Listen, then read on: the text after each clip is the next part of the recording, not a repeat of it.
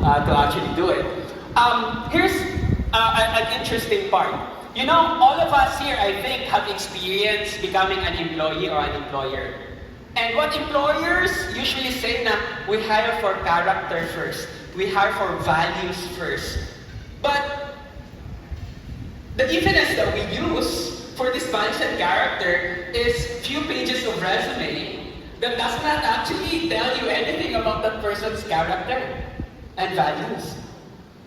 Especially mga persons with disability. Lisod kayo kay stage 1 pa lang sa application process, eliminated na dayon.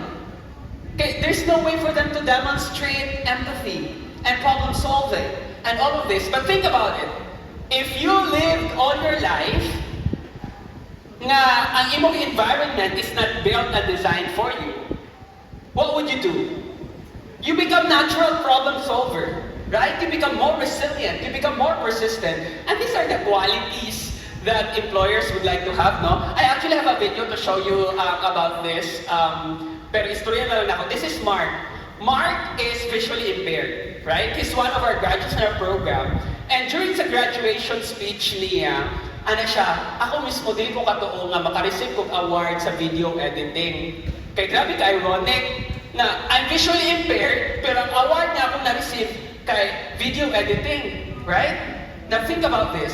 In a labor market, Mark will be hired because of the video editing output nga ma-deliver niya.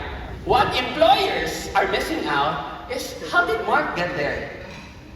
Unsang resourcefulness required to actually get from zero to become a video editor? What problem-solving skills that this person have?